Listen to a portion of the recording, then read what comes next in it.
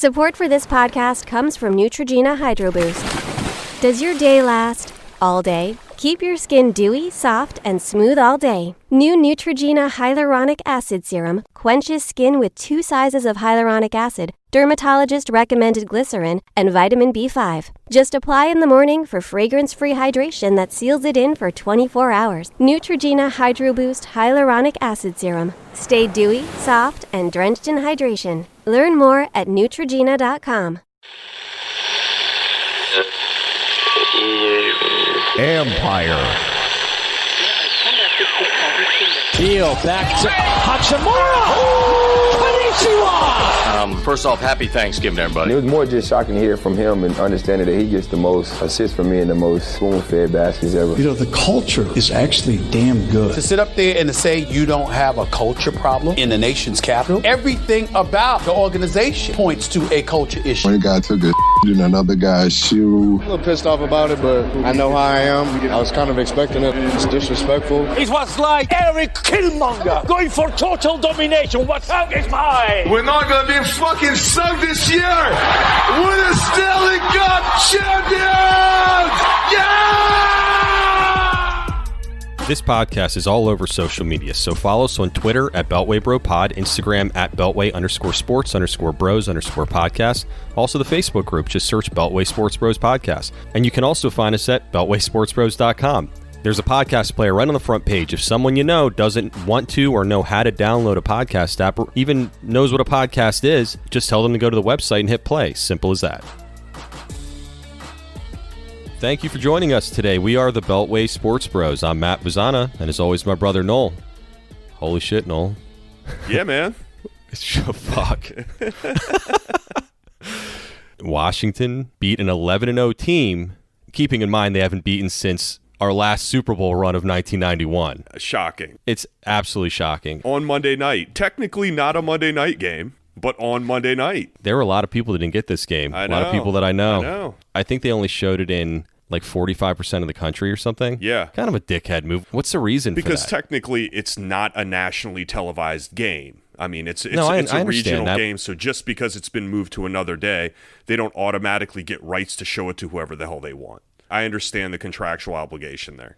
Well, have been other games. I think the big reason was because there was another game at 5 o'clock as well. Right. Because the other games, like Pittsburgh and Ravens, that was nationally televised on Wednesday. Well, that's because that was an NBC game. It was already going to be nationally televised. That's a good point. All right. That's Anything fair. Else? That's all I got. All I know is I got to see it, and I'm happy about it. It was a fucking awesome game, and yep. Go ahead. Continue, Matt. Well, and in case you did miss it, because a lot of people were surprised that they couldn't see it, and truthfully, the odd start time of 5 o'clock, some of you may have missed the first half or whatever due to work or, you for sure. I mean, people that are actually going into work. Right. Yeah. I was sitting there freaking squirming in my office chair, and 5 o'clock hit, boom. I was in the car, express lane, hitting it. I was like, fuck it. If I get a ticket, I get a ticket. Let's make it home. And I had it on DVR, and I made it live by the end of the first quarter. Well, this is kind of embarrassing. I was at Aldi at about 4:55, and I was like squirming like Erical. I won't get into that, but what that means exactly. But I'm sitting there, and I'm like, holy shit. Yeah, exactly. Fucking Rain Man. Jeopardy at 6:30. Jeopardy. There was this super long line at Aldi, and they only opened up one lane, and we couldn't move. And we had all these groceries. I took the day off today, just so you know, a little mental health day for me. Good for you. Yeah, thanks. And got some stuff done. Paid my car taxes. Had to go to the courthouse. Fun little day of adulting, as the kids say. God. Doing grown-up things. Yeah, right. Sucks to be an adult. So then, went to Aldi, and then, we ran into a bit of a snag. I was about to kill everybody, but I was like, I think I have the game recorded, and luckily, YouTube TV, Beast, records all Washington anything in the cloud, so I don't have to worry about it. But anyway, I didn't miss it, neither did you, but in case you did, the game kind of started off it was a defensive battle, to say the least, to start, I guess, or shitty offense. I'm not really sure. You know what it reminded me of? It reminded me of an old school knockout, drag-out game, defensive battle in the cold. The only difference was, instead of ground and pound, It was dink and dunk. It was like pass 50 times instead of running 40 times.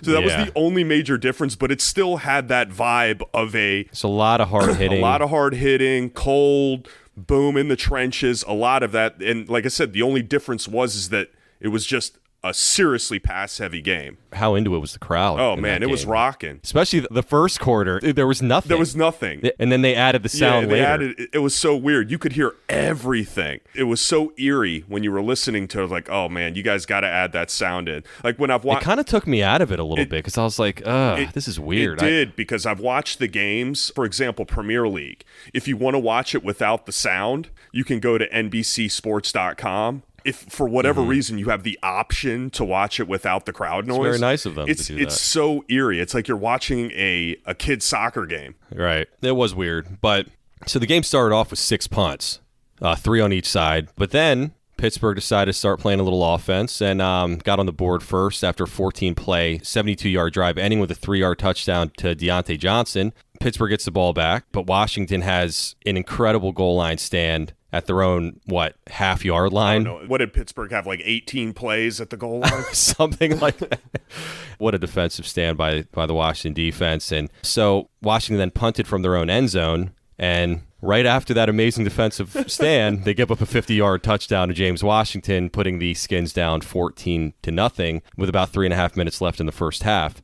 Then, as Washington tends to do, they get that last drive at the end of the half and put up a much-needed Dustin Hopkins 49-yard field goal to end the first half, making it 14-3. Hopkins looked great, man. Yeah. Best game he's had in years. Maybe ever. After those 2 horrible sacks that Alex Smith gave up, back-to-back, put him at a long, almost a 50-yarder, and he bombed it. He could have hit that thing from another 10 yards, man. Especially in that climate, ball probably like a fucking stone. He crushed that ball. Dead center, smacked it. Swirling winds there and everything else. Right off, the Three Rivers, whatever it is. I don't know if it's necessarily in that spot anymore, but yeah. Well, apparently it's difficult. I smell what you're stepping in. It's some of the worst weather in the United States in that little shithole Pittsburgh, but I visited Pittsburgh quite a bit. Why? In my younger days. Yeah. His first love. Yeah. Well, I'm just saying, I don't think I ever saw the sun when I was there. Yeah, he loved her cans, is what he loved. Yeah, they were all right. They weren't too shabby. But anyway, so I don't think she's listening to this. But anyway, so Washington started the second half with the ball and put together a phenomenal 14-play, 82-yard drive, ending with a Peyton Barber touchdown. And then after a Steelers field goal, making the score 17-10, Washington scored another touchdown, ending with a 15-yard pass from Alex Smith to Logan Thomas to tie things up at 17-17 with 9 minutes to play in the fourth quarter. After another huge turnover on downs from the Washington defense, may have been due to they didn't trust their kicker, kind of a strange call there, I think, but they drove down, ending with another Hopkins field goal, this time from 45 yards out. I didn't think a chance in hell he was hitting that, but it was true. Another yard, that sucker would have curved out. I can tell you that. That thing was hooking hard, man. That was like one of my drives.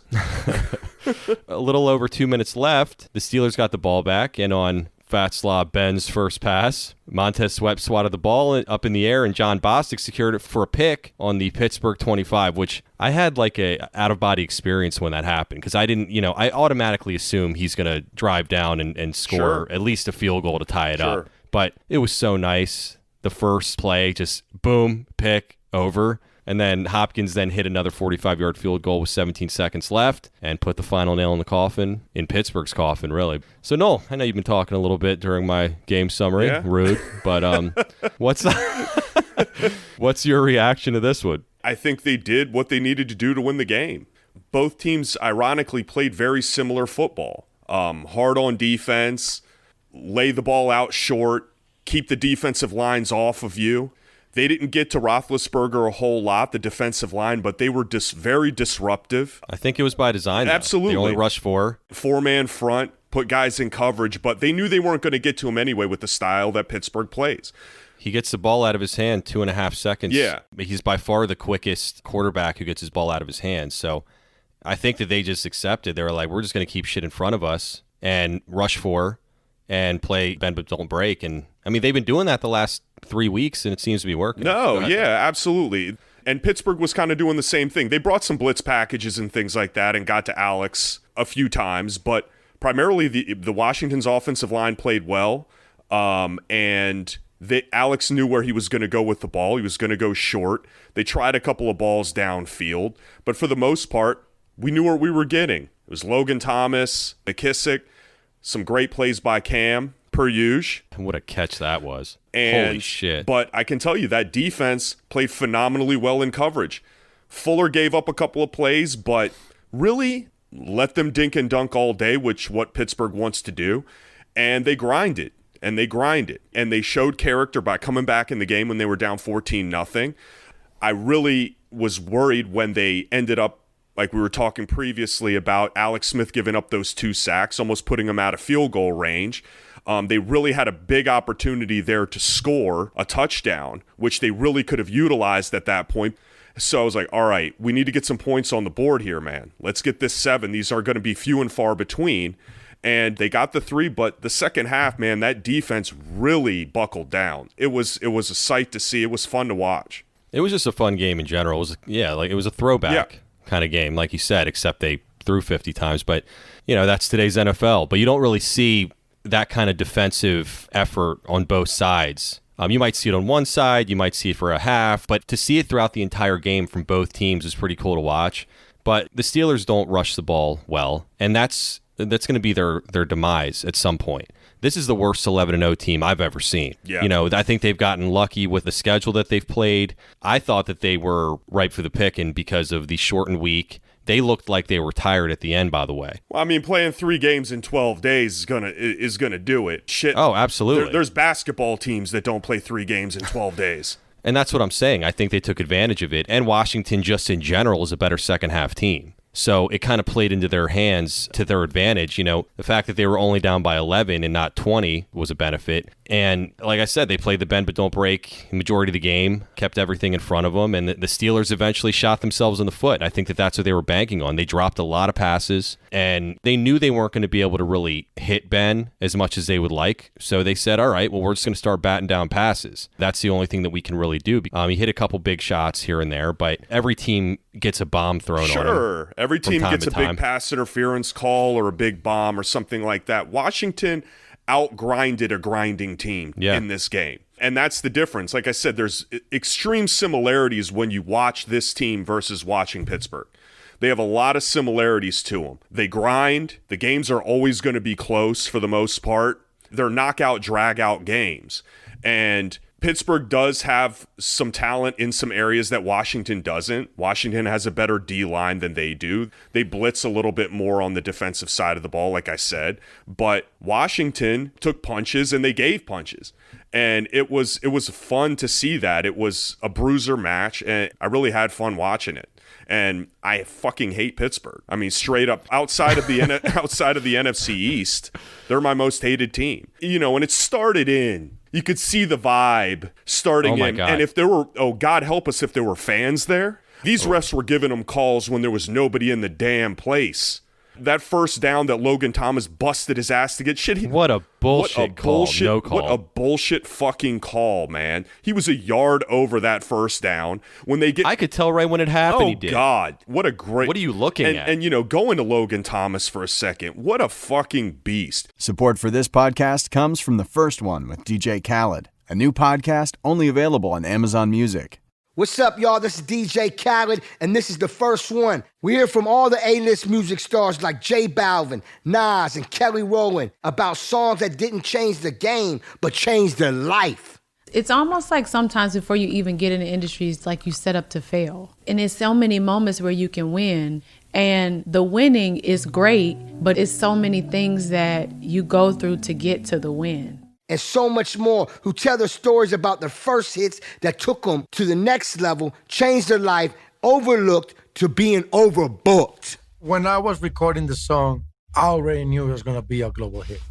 And I'm not joking, my G. I really felt it inside of me. I was like, I just can't wait to see it number one. Join me every Thursday with The First One drops, only on Amazon Music. Let's go. He's becoming a total beast. You know, Matt, I saw something on him which is very interesting. Siciliano sent this out on Twitter after the game. Oh, yeah? Hey, guys, by the way, I've said Siciliano a few times. It's Siciliano on the red zone, yes. Ears boy. But I say his real name. Yeah, doesn't he think he should get those tucked at some point? I'm sure he's made enough money. Trim those bad boys out. It's a little sliver of skin in the back. They staple that sucker down to the side of the head, and you're done, buddy. Well, can he do it now? He's so known for his ears. Will they? It's kind of like Drew Carey when he lost weight. It just wasn't the same. Or when he got LASIK. Yeah. He wears fake glasses now. He has to look like Drew Carey. Look like Drew Carey, the poor guy. Or, people that lose a ton of weight, that are actors that you lose a ton of weight. Like the guy from, what's the movie? He was in Superbad, and he was in the Brad Pitt movie that you always talk about. Yeah. I can't remember. I cannot remember his Jonah Hill. Jonah Hill. He lost all this weight, and like nobody wanted to. Yeah, he got jacked for like 21 Jump Street or some shit, and they're like, we like the fat jolly kid. Sorry, bring him back. So he gained weight again. So he got fuck it. So he got fat again. Hey man, whatever it takes to pay the bills. But Siciliano sent out this tweet saying he's been waived or cut since he's been in the league 14 times. Really? 14 times. Well, he came into the league as a quarterback, obviously, out of VTech, right? He was on the Giants practice squad. They cut him, re-signed him, cut him, re-signed him. Then he went to someplace else and then got cut again. Training camp fodder. Yeah, kind of exactly. Thing, he's just a warm body. Exactly. So that was just funny. But man, has he found his role on this team? He's blocking well. He's doing everything great, man. I'm really happy for the guy. You know that he's put the fucking work in. He's getting bigger. I looked at pictures from the past versus now. Dude's jacked. He's a big fucking dude. How wrong were we about that guy? Totally wrong. 100%. And everybody was like, who the fuck is this guy? Totally wrong. No, I didn't have an issue with having him on the team. I had an issue with them putting all their eggs in the basket of Logan Thomas initially. Now, that says something about the personnel department, though. They obviously had an idea what they had in him, and that speaks volumes for me. Some of the guys they've picked up, it's like we were making fun of it on the offseason. It looked like they were punting on the season. Here's all these one-year deals and shit, and now you're going to have Logan Thomas for another year on this crap deal. Making fun of McKissick, yeah. And guys like that. We weren't the only ones. We weren't the only one. Shit. I was doing the major league. Who the fuck are these guys when they're coming out with the roster? Remember when when like the GM is going down the list? This guy's dead. Cross him off the list then. That's how it felt. Totally. I was like, what are these guys doing? Are these guys? But man, they were digging deep. They've come together. Let's get real though. The offense looked like dog shit at the beginning of the game. They were inept. They always do. Theirs was too. First 2 times they've had 2 3-and-outs since like week 3 or week 2 of last year is when they've had 2 3-and-outs in a row to start a game, Pittsburgh. And the defense came out and set a tone right off the bat in the game. It was phenomenal. We haven't seen that. We've seen them grind it out and especially in the second half, make adjustments, start to make a statement during the game. But they came into this game completely with a game plan. We're going to play 4. We ain't going to get to this fat fuck. So it's not going to happen anyway. So why get burned? Yeah, exactly. So they came into it with a true game plan. And I think the defensive line dominated in the role that they were supposed to be is what I'm getting at. It's a good game plan. Absolutely. Del Rio, at the very least on defense, Del Rio came in with a plan. Seemed pretty basic to have 10 days to figure this out, but it obviously worked. And it just kind of seems what they've been doing, and you ride it till it doesn't work anymore. And with Pittsburgh, it's a perfect team to do that too, because like we talked about how quickly Ben gets the ball out of his hands. And truthfully, everybody's doing that to Washington. Yep. Because they know that they don't want to get crushed by the D-line. At this point, they should be fucking used to it. Yeah, and that's why they have the least amount of air yards thrown against them, because quarterbacks are getting the ball out of their hands quick. And by week 3, teams started figuring it out. The Eagles didn't, week 1. And then, as you saw, they're getting less and less sacks, and for obvious reasons. I'm changing it up a minute. When you saw Alex Smith's leg with blood all over my God, fucking leg, I thought it was the mangled beast. Right. I was like, this fucker's done, man. And then I was thinking, that thing is bleeding a hell of a lot for a fucking cleat to hit it. And I know I've had cleats to shins before, and shins bleed just as much as like a forehead does. There's no meat down there. But damn, this thing was like a waterfall coming through the tape on his shoe.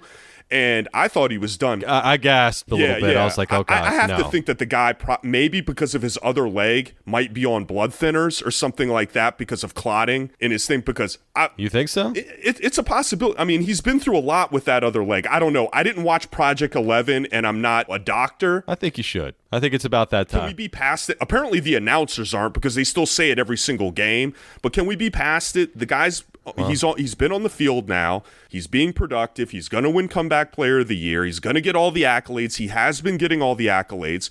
He played serviceable at the quarterback position in the game. He did what he needed to do. He got the ball out when he needed to get the ball out.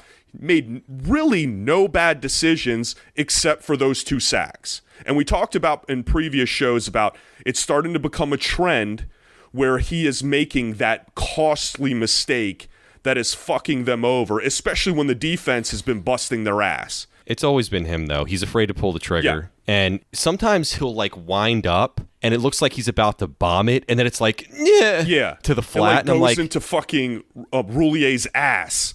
Yeah. He usually makes a completion, but it looks like he's gearing up for something big. And then, just like, Yeah. It's like, that's it? That's what you got? Like you were saying, he wound up like a girl softball pitcher, and Isaiah Wright was about 3 feet away from him. The ball ended up getting deflected. I mean, he must have thrown that ball 100 miles an hour. I thought he was winding up for a bomb to somebody, but it ended up going 3 feet in front of him. But you got to hand it to him. Gibson was out. Hopefully that's not a big deal. McLaurin did pretty much nothing in this game. You know, you're playing quite possibly the best defense in the league. They're bound to take away your top option, and they did. But other guys stepped up, like you said. Cam Sims, you can't say enough about him. Oh, I haven't said enough about it. But that one-handed grab, man, what a fucking play. I got Logan Thomas wrong, but I know I've been dead on Cam. Most denied player on Washington. Huge play. 2 of the bigger offensive plays in the game. The one-handed catch by Cam and the big catch by Logan Thomas when he got it down to the 1 yard line. Huge fucking catch, man. And also Cam with that crossing pattern that he had with McLaurin hit that little block. Man. When he gets in the open field, he looks like an elite receiver. Absolutely. He just has to get it. Absolutely. Like a Julio Jones type after he gathers himself. I'm not saying he's Julio Jones by any stretch, but once he gets rolling, he looks like he is a very difficult guy to bring down. He's going to crush somebody. Deceptive speed. Yeah. All of a sudden, you just see he catches the ball. He's great on contact because of his size. And then all of a sudden, boom, he's 10 yards down the field. He has that gallop. And I think he can be, based on his size, is a great compliment to McLaurin. And, you know, they were saying the Steve Sims-McLaurin combo. And I always thought Steve Sims could be that third guy because Cam, you still need to have that good big receiver. It's still, we've become a Speedy Curry style league, you know, where you want to do this wham bam quick bullshit with the Tyreek Hills of the world. But those big safety receivers, those safety blanket receivers are still worth their weight in gold, especially when they have speed, and Cam has that. I can't say enough about him. Thank God I was the believer since day one with old Cam. Fuck out of here. Please, I've been fighting tooth and nail for that guy. I was sending in letters to the governor about him. You got to respect the amount of work he's put in, though. I mean, he's been denied for shit. Him and DeShazer Everett are kind of 1A and 1B. Oh, no way. I totally disagree. DeShazer Everett has gotten more opportunities than he probably should have gotten based on... He's never gotten an opportunity outside of an injury. But what I'm saying is that he's been put into the safety positions and gotten opportunities by default because of injuries and things like that over times. Cam has always had that one roadblock that has prevented him from being in based on, okay, well, we see something there, whether it's the route running is off. There's always something a little off that puts him on the practice squad. The hands. And he did drop kind of an easy one after that one-handed grab. I gave him a total pass on that. That would have been nice to catch that one. Oh, yeah, though, absolutely. That was a big drop. But if we're talking about those two, I kind of put them in the same category. They've both been busting their ass on this team for multiple years. And you only keep so many safeties. You have to bring DeShazer Everett up. Sure. What do you keep? 4 safety. It's a numbers game at wide receiver. But yeah, he's been denied for a long time. And both of them stuck on Gruden's shit list for whatever reason for many years. And you got to respect Rivera and the crew for giving these guys a shot. You know, and one thing, Matt, that I will notice about the game, Washington had the swagger in the game. Usually Pittsburgh is always the fucking bully, and they tried a couple of times to get a little chippy. I was going to mention that. They did, like, Pittsburgh shit. Yeah. Who got the personal foul? When he got his head pushed down and then he hit him in the face from the O-line? Oh, no, that was Settle. Yeah, I'm sorry. Settle was, and one of their offensive linemen pushed his head down, and of course, they always catch the second guy, and he smashed him in the face. Yeah. Pure Pittsburgh. That's what they do. What they Like try to be like the big bully in the schoolyard. Yeah, the biggest dick in the locker room. Right. It's always them. But they put them in their place very quickly. And they did it with football on the field. I mean, there was a little bit of shit talking every once in a while, but not nearly what you see with Pittsburgh. Corners always talk shit, no matter what team you are. But usually they are just every play. It's like, oh my God, shut the fuck up. It's like watching LeBron to a ref. Just shut the hell up already. And they didn't really do a whole hell of a lot of that because they were getting hit just as much as they were hitting. And it was nice to see a nice quiet game because I didn't want to see Washington get caught up in that bullshit because the only ones that lose in those situations are Pittsburgh's opponent. Because Pittsburgh always wins in those. 99.9% of the time. And physical on receivers, they allowed that to go to a certain extent. I thought a couple of times Darby got beat up a little bit, but he came back and was physical on one where I thought for sure they were going to call pass interference, and they let it go. I think that was an uncatchable ball. That was the one that went out of bounds. But there was one also where the guy was kind of coming back, where the receiver was coming back into the field to play. And that reminds me, what about when Logan Thomas got blasted in the back? He still caught the ball. Oh, man. Total pass interference. If he dropped that, they would have never called it. But absolutely, they had no intention They had no intention. I was going to ask you, to kind of change the subject. Do you think, well, it's still the subject, but hypothetically speaking, so Washington and Pittsburgh has the same amount of rest. There's a crowd there, a real crowd. Do you think Washington wins this game? No, me either. I don't think, like I said before, the refs were already kind of swaying a couple of times to begin with that crowd rocking in Pittsburgh and the way that crowd electrifies them. We were just talking about the bullying shit. That would have come out tenfold. They would have fed off that. If it was 14-0 in the game, like it was in this one, I just don't see them being able to fight their way back in. I think they could have made it a competitive game, but I don't see them being able to, Alex being able to calm himself, get the ball out, have some type of structure in the offense to fight back into it. Pittsburgh's one of those type of teams that, and I'm in agreement, one of the worst 11-0 teams out there. They fight, they grind, they do it to be the biggest bully on the street, and you need that crowd momentum to feel like you're going to put the foot on the neck. And I feel like with the crowd, they would have had that. Yeah, they're one of those teams that are defenses, especially, that if there's blood in the water. Absolutely. Those blitzes start coming downhill. They are a very play downhill team. They love it. And kudos to the offensive line. When Wes Martin came in, I was like, holy hell. When Sheriff went down, it totally changed the dynamic of the offensive line for that moment, and they ended up having to punt the ball off after Wes Martin was in there, but they were going to have a feeding frenzy on that dude if he was in there for the long term, and that was very concerning. And then Sheriff came hobbling his ass back in the game. It was like, thank God, I'd rather have him on one leg. Well, death taxes and Sheriff being injured, you can always depend on that.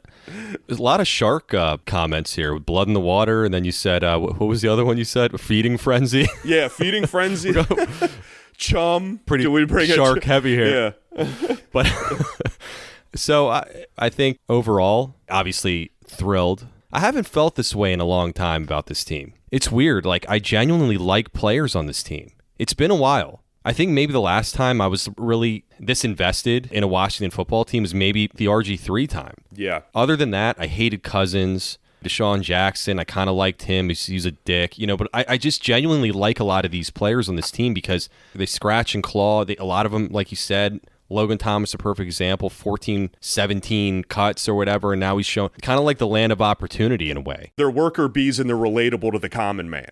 And they fought for what they have, and I will respect Rivera for giving these guys the opportunity to realize that, hey, we want workers here. The world needs ditch diggers too, right? And he was willing to bring in the plumbers and the ditch diggers and see what they had. Obviously, at some point in time, you need to have talent at talented positions.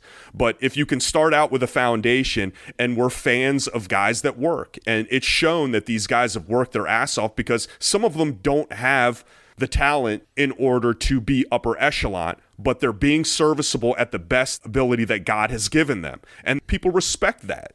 And people want people to succeed that are blue-collar guys. It's like Deshaun Jackson. The guy had all the talent in the world, but he was a lazy asshole. I mean, it's, and it's just not a very unlikable guy. Right. I mean, but when he would go off, then you kind of liked him, of course. but you didn't know what you were going to get from game to game. Terrible fantasy player, for example, because, he was so feast or famine, and that was exhausting. You know what you're going to get from these guys, it seems like every week, because they're all busting their ass. They're just a likable team, and I think a guy like Logan Thomas does have talent. He just never got a chance to show it. It's the old cliche, it is one, and I'm not a particular big fan of it, but next man up. And I really think that these guys really feel that way. There's nobody that's some spectacular player that everybody needs to look up to. Everybody's kind of on the same level. Even, obviously, the defensive line has pedigree, right? They have that. But still. They have a different way of thinking, it seems like. They all kind of bring their lunch pail, even though they're top-level picks. Right. And have been like a beast at these Alabamas and Ohio States and everything, the best of the best schools, but they all seem to be different mold. You know what I mean? Right. They are a trenches style. They're those positions are kind of lunch pail guys anyway. In those positions, you're usually leading by example, minus, Albert Hainsworth. But, when you got guys in the trenches, usually if they're busting their ass, they're usually respected, whether they're a first-round pick or a seventh-round pick. If they're killing it out there, they're leading by example. They're not usually like these huge vocal leaders for the most part. They're out there kicking it. I just like the mentality of everybody on the team. Yeah. And look, they're 5-7. What do they say in Major League? Like, let's not start sucking each other's dicks just yet. But I see a future. I love the draft picks that they've made. I love the depth that they have at positions. I can't believe I'm saying that.